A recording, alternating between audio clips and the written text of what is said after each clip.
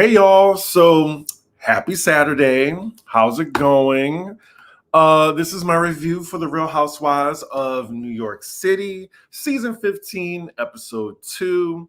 It's gonna be a long day today. Y'all gonna see my face a lot, and I feel like that's not a problem for most of y'all. I'm gonna do this review, then I'm gonna come back at 2 o'clock and do the Real Housewives of Salt Lake City review, and then I'm gonna hop on over to Alex's channel to do Pop Roast. So yeah, it's a long ass effing day for me. I forgot I'm not on the Patreon, so I can't really curse that much. Anywho, let's get into the review. So this episode, it was so, and I'm getting a little worried, y'all. I really am. I also think, like, on my first watch, I'm only gonna watch it one time because, like, I usually do two watches. Like, I take notes the second time, but I'm not enjoying it enough to watch it twice. So yeah. Let's see who is in the chat right now. Oh, thank you so much. Thank you, Terrence Connor. Hello. But yeah, let's just get into the episode, shall we? So we open with Erin, like she's going to a wig shop with her mom. Her mom was diagnosed with breast cancer and she's in her 3rd week of chemo. So they're just choosing wigs for her. Ubah is joining them, and I'm assuming that Ubah as well as Erin, they're like technical difficulties. Oh my God. Let me see. Live. Just making sure we are live, y'all. We are live. Okay. All right. Good. So yeah, I'm just assuming that Ubah and Erin, their friendships, like they're the closest out of all the women. Erin's discussing the previous evening in the last episode, and like she still feels some type of way about Brynn trying to mess up her friendship with Jenna. And speaking of Jenna, Erin says like they're not as close as they used to be. And she's also saying that well, she's explaining why she said Jenna had money problems. It's because like I think they were in Anguilla or someplace like I want to say in the flashback. Anywho, she was saying that, oh my God, I don't see anyone on the live. Let me check right quick, y'all. I feel like I'm not live. Am I live right now? Let me check. Okay, I'm good. I keep seeing that I'm not live. Sorry about that. That's why I'm like distracted. So yeah, the whole thing with Jenna having money problems, like she tried to just make like a little quip about it, and I think Jenna said that something about her company, it wasn't as profitable, and that's where she got that from. But knowing Erin and like how she likes to put a little spice on something, I just think she was just being snarky about her to Brynn. But Brynn just went and put her own spice to it and went back to Jenna. And I think that's just really backstabbing and messy. And that's why I don't really care for Brynn these days. So then Ubah then asked Erin about her husband. And, you know, from the last episode, I'm like, I give this marriage at least till maybe by the end of the season. She said the relationship is pretty rocky. First, she said like he hasn't been there concerning her mom for her, and then she alludes to something that he did that kind of broke their trust. And she's getting emotional telling Ubah about it. She doesn't like say it yet. She lets us know like later in the episode. So then next scene, we're with Sai and Jenna, and they're meeting for coffee. So far, the fashion is on point for New York. Like, I just love like the effortlessness of it all. I just wish, you know, it was entertaining, you know? So they're kikiing, and eventually they're talking about Sai's blow up on Brynn and like why. So Jenna does correct Sai and say, well, you know, Brynn wasn't the only one talking about you or whatever. Like she wasn't the only one that told me that you said that you didn't like me.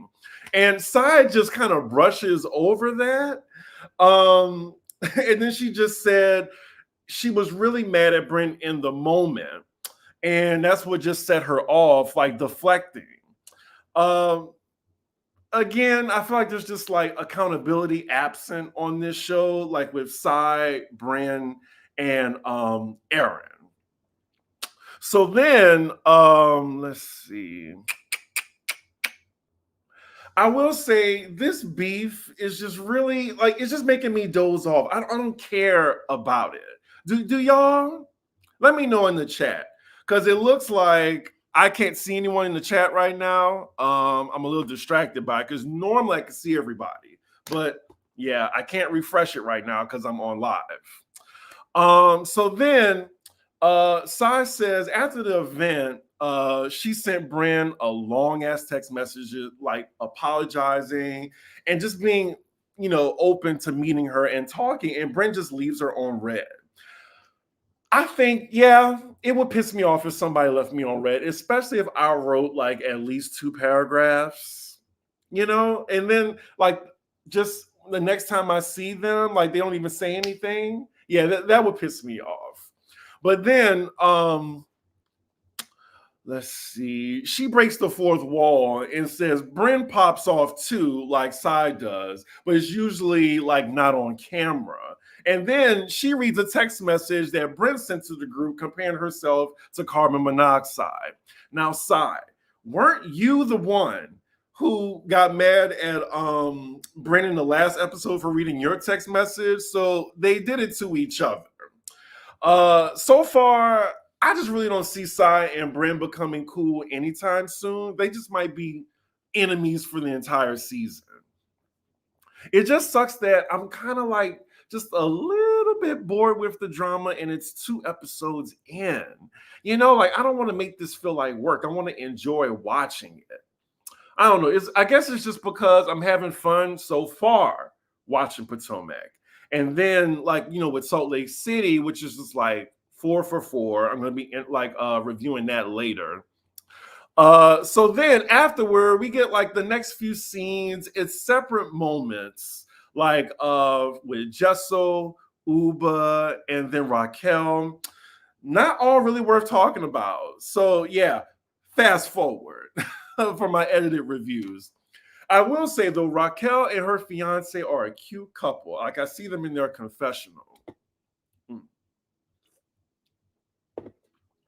1 second, y'all. I'm gonna see if I could see myself on live right now.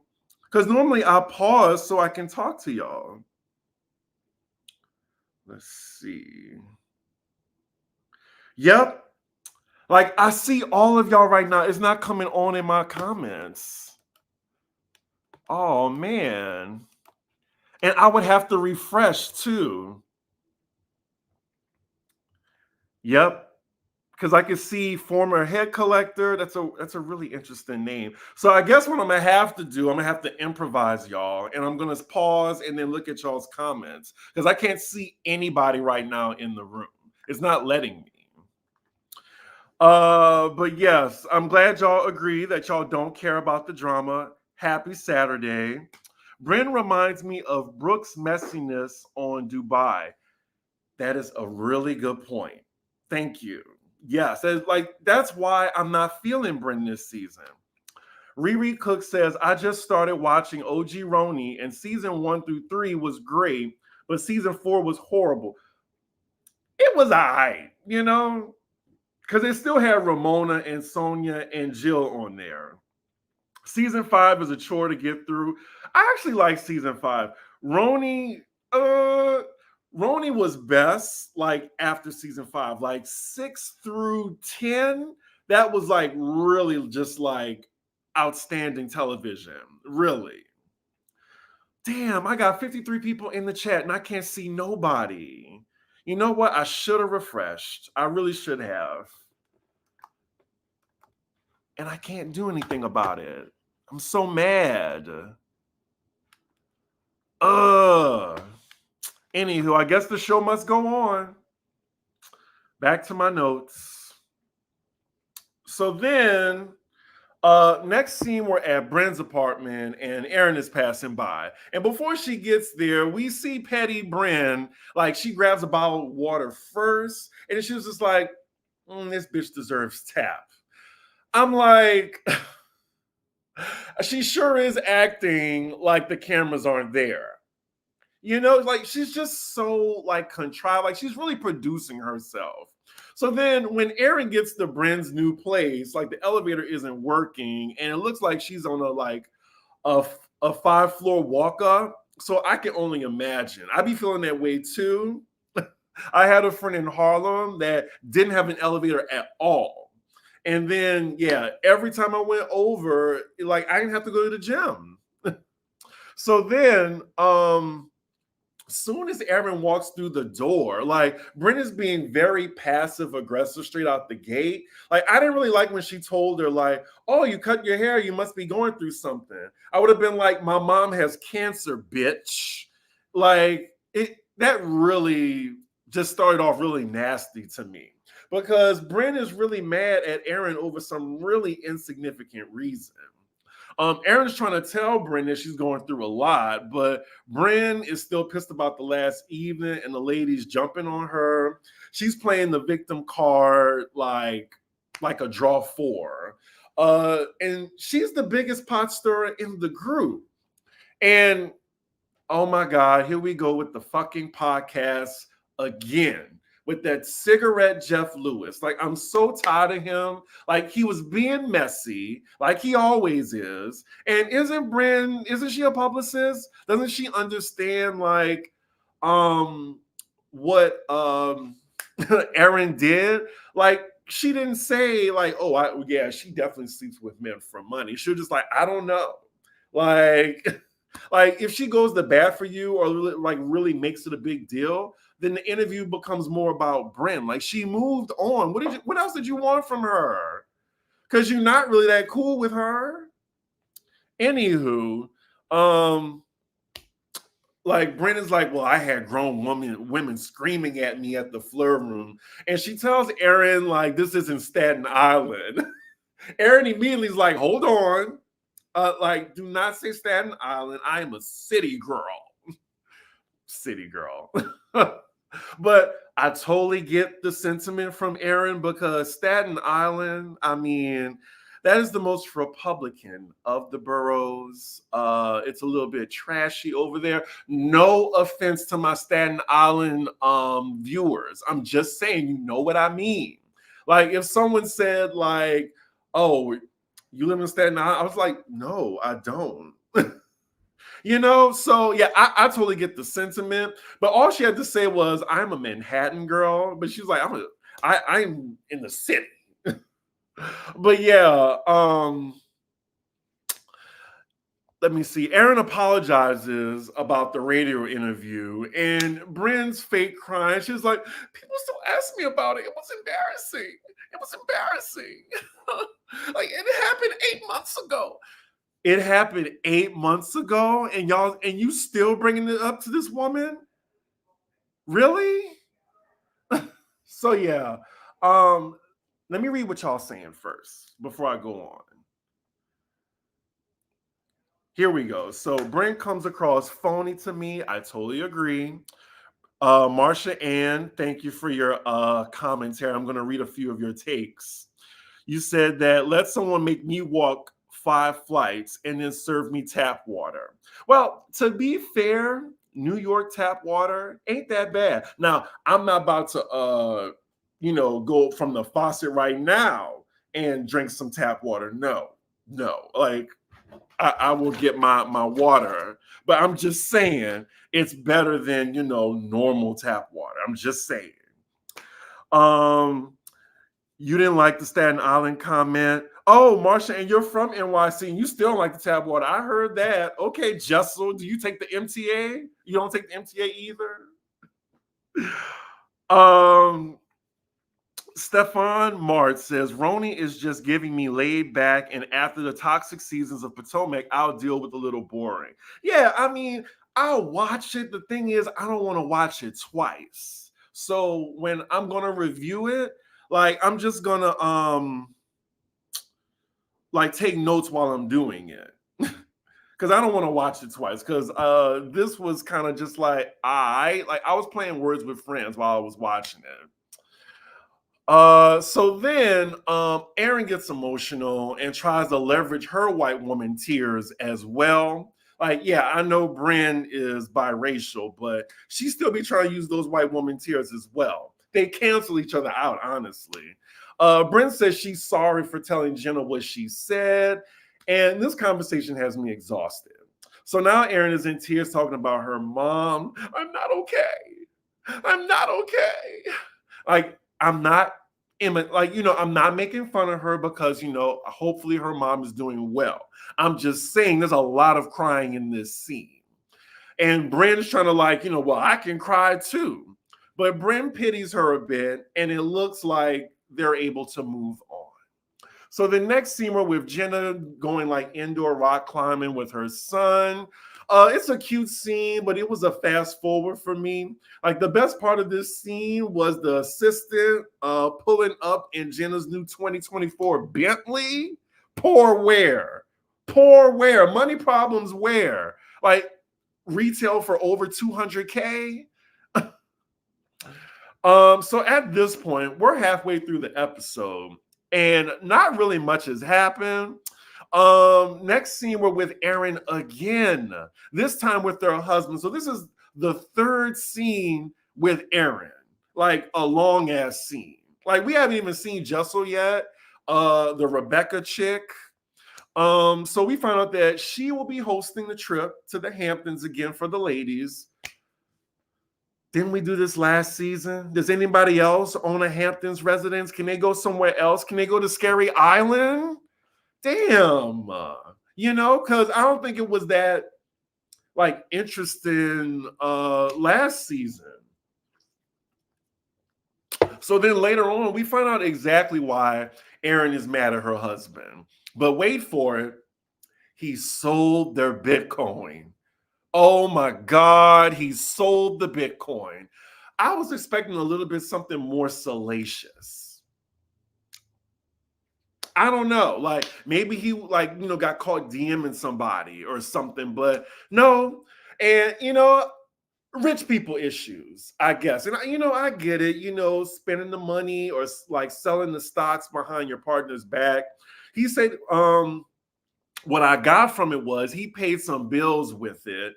And he owns what he did. Like he feels sorry for it, but she didn't check, like, I guess her savings or whatever for like a year or something, 2 years. And I don't know. So that's what the friction started from. They said they're going to work on it.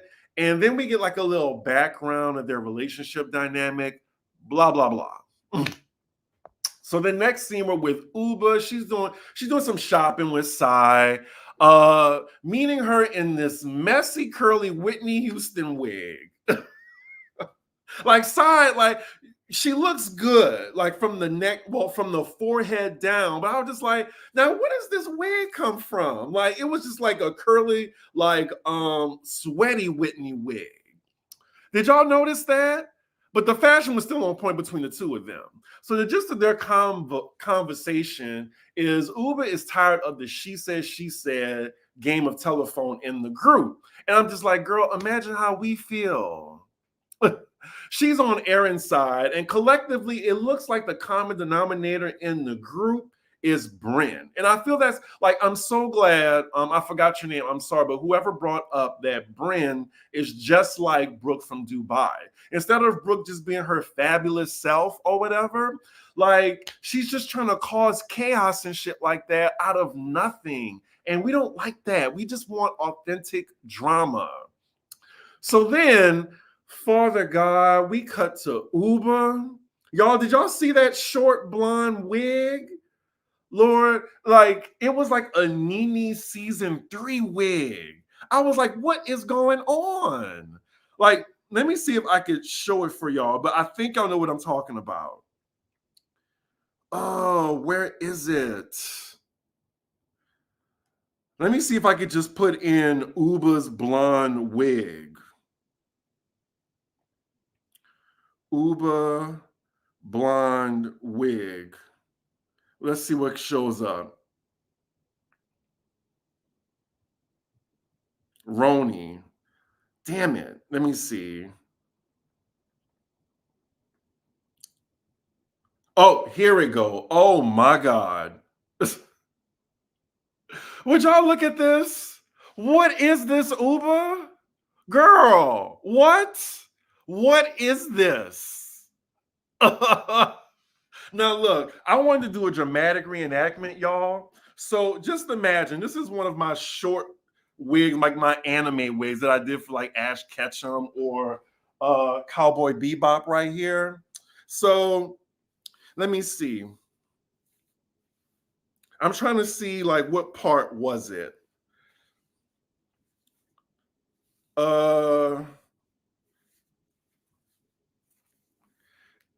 it was something like this, just like this. I just got to pull this back. But yeah, it was just sitting just like this. Like, just imagine it if it was blonde or something like that. I'm like, girl, what are you doing? What are you doing? Should I just do the rest of the episode, the rest of the review like this? Should I? Okay. Let me see what y'all saying because I feel silly right now. I am on live, just cutting up. No, pull it back. Yeah, you really have to pull it back. There we go. Like right here. Like it was so bad. Anyway, let me take this off. Anyway, let me get back to my notes. But that wig, Lord have mercy. I mean, that was the high point of the episode for me. That gave me a good ass laugh. And I didn't even realize what she was talking about. Like I was so distracted. I don't know what she was talking about. I didn't take notes for that part. It is easy to see though how Ubah and Brynn eventually go at it. So then we hear that the plan for the girls was supposed to be like they take a helicopter to the Hamptons, but many of them prefer to drive. And I think some of them is like want to drive because they don't want to be around Brynn. And I totally understand that. And then speaking of which, we're at the next scene with Brynn, Jessel, and Rebecca, the Scientology chick.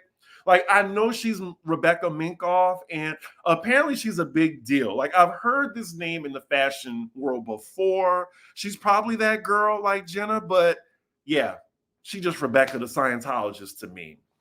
So they're at the helicopter port in New York. It's called Blade. And y'all, guess what? I bartended there too for a private party. I did that about 2 months ago, and that's where I met Carol, like in the, from season 5. You know Carol Radziwill. She was so nice. I really enjoyed her. It's just so funny. I was just like, damn, another place where I bartended. Damn. So anyway, it's just the 3 ladies there. By the way, this is Jessel's first scene in the show, like outside of that little montage that they did earlier. I will say she is significantly upgraded. Like, I want to say the looks this season, like just something about her. Like, and can we get more Jessel? Like, I feel like she's like the fan favorite. Why are we getting so much of Erin? Anyway, so it seems Brynn peeps game why Sai didn't want to fly with them. But Jenna ain't flying either, and she forgot to tell him. Like, she's FaceTiming them as she's driving to the Hamptons in that Bentley. And then Raquel isn't going. Well, she's going, but she's driving as well. And Erin, she's driving too. So it's just the 3 of them. They head to the helicopter. I think I'd be terrified. You know, like, it's too small and really nothing like cushion. Like, I don't know. Like, I'm already afraid of flying. I don't think I would do it. So then, as they're on the helicopter, Brynn just randomly asks Rebecca, "Oh, Here we go. Like all my comments, I see them now. Here we go. How does Jenna have 200K for a Bentley but can't pay Erin back $200? It's because rich people are cheap. They are really cheap. And if I was Erin, I'd be like, oh, let's go to this Michelin star restaurant, Jenna. Like, let's go Tuesday. And then forget my wallet. Forget my wallet and like, well, here's the check, girl. Thank you. Like, that's all you got to do. Like, that's how you do it with rich people. You couldn't pay me to carry a Rebecca Minkoff handbag. I'm gonna have to Google what they look like. I'm so glad I could see like the comments. I couldn't see anything, y'all. I apologize for that, like, that shaky beginning because it was throwing me off. I could usually see how many people are in the room and, the chat. I like Brynn. I don't like Sai. I see what you did there. It's always screaming, jumping in people's business. Don't you gotta, you're gonna give me a stroke reading this. Don't you gotta own life? It seems that Erin and Brynn are seen as the anchors of the show. Well, Houston, we have a problem. Well, New York, we have a problem with that. Rebecca Minkoff is so boring. She clearly never watched Housewives. She's always just standing there not knowing what to do or say. Right? Do people not watch the show? Oh, thank you. Make sure you hit that like button. I'm gonna be on here all damn day.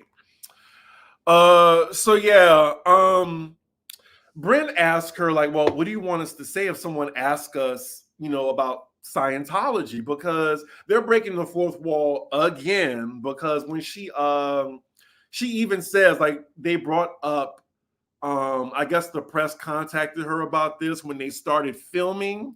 Like, normally they don't talk about filming on the show.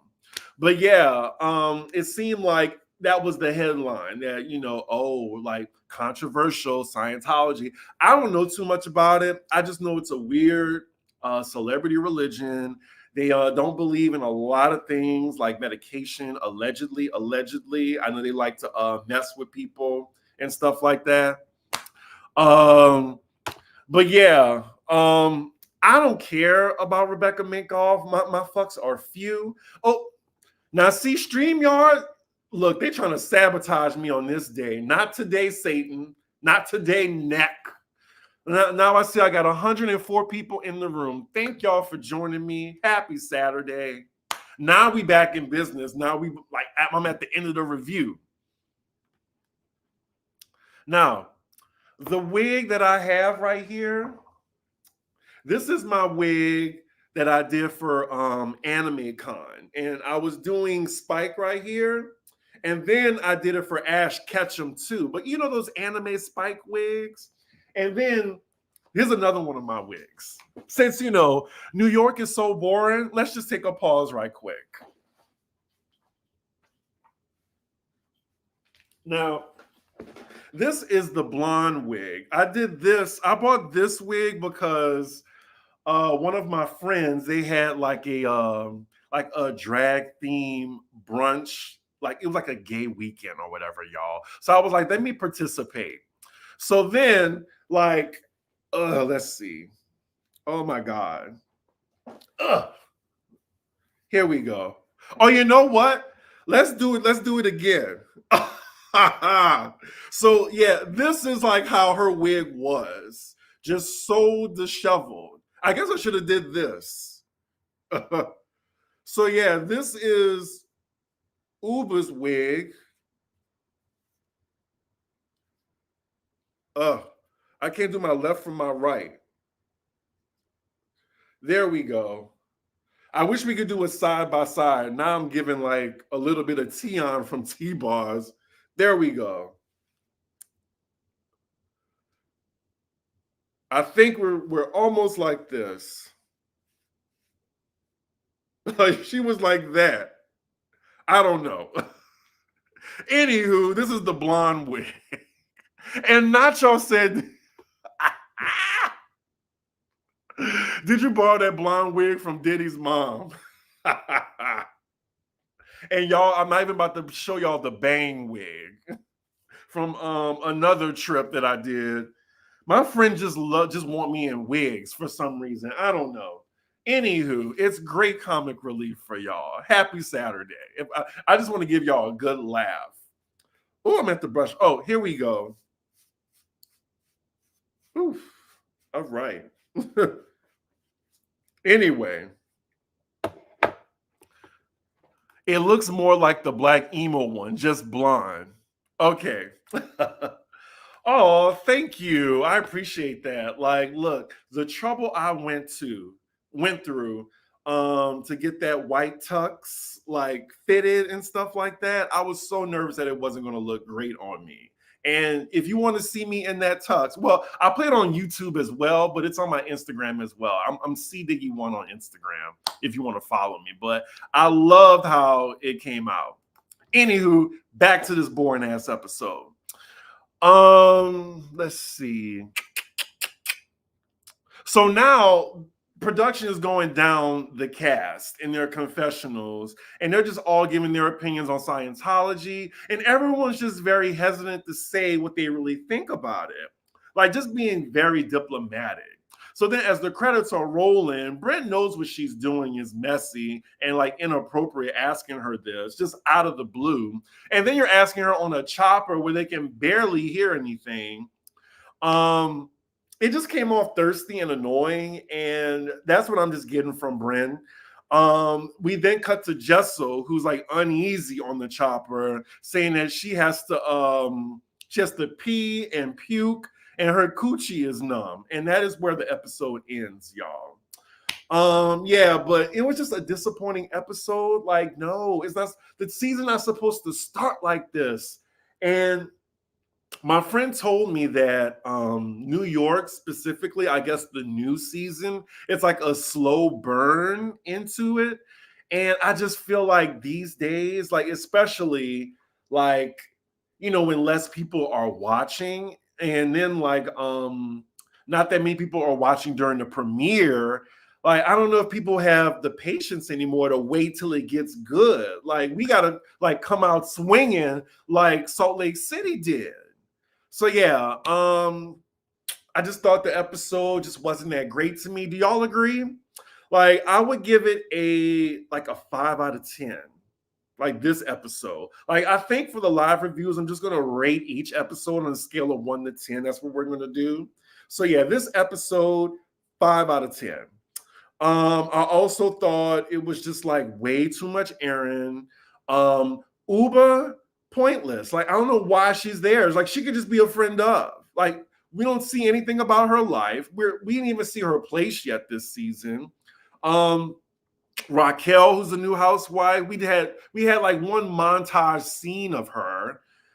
Jessel, excuse me, she didn't even show up to the last part of the episode. So it was just mostly, it just felt like Brynn, Jenna, and Jenna, her scenes are boring. Like, I want to see Jenna spend money or something like that. That's when she gets interesting, when she's a boss bitch.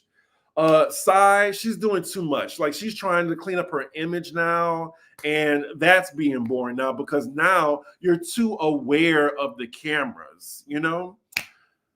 So yeah, that's what I think. And I'm just worried, y'all, because this is my city. This is the city where I live, and this is a very entertaining city. So I don't know why like they're giving us this right now, 2 episodes in. But you know, I am an optimist, well, a pessimistic optimist. I expect the worst and hope for the best. But I'm also a completionist too. So look, when I start doing double reviews on the live, that means like, look, I'm gonna just get to it when I get to it because this isn't must-see TV. So yeah, I don't mean to shit on it, but yeah, it just wasn't given for me. I would give this a 5 out of 10. What would y'all give it? Put the scores in the chat right now. I'm gonna read a few. And if you're watching the rebroadcast, you know, look, I'm sorry about the beginning. Like, StreamYard was trying to sabotage me just now. Like, now I can see how many people in the room and I can see what y'all writing. But yeah, like if you're watching the replay, put in the chat like what rating would you give this episode 1 out of 10? 1 through 10. Oh, not her bags are basic. Okay, so we got 4, 4, damn, 3.5. So I guess my 5 is just generous. Exactly how I feel about Potomac. We are way more interesting than any of these ladies. Oh, you live in Potomac. I found it more entertaining than Potomac. Really? Really? Because the shade was like coming on Potomac. SLC is killing it though. I agree with that. They're definitely shoving Brynn and Erin down our throats. Meanwhile, Jessel is the fan favorite. Exactly. 0. I don't watch it. 6. Okay, like I was between a 5 and a 6. 5, average at best. Well, okay. Well, that was my review, y'all. It is 11:37 Eastern time. So I'm about to fix my lunch, and then I'll be back on at 2 p.m. for Salt Lake City because I have a lot to say about that.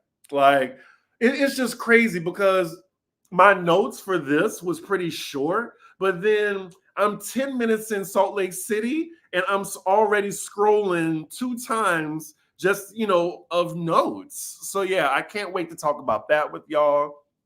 2 p.m. Make sure you look out for it. And also at 5 p.m. because then after I get off SLC, I'm probably gonna take a nap, because I'm old. Maybe run some errands, and then I'll be back for Pop Roast with Alexander Rogers. We are gonna go live at 5 p.m. So yeah. Thank y'all for joining me on your Saturday. And yeah, as always, make sure you like, comment, and subscribe. And I will see y'all for the next episode.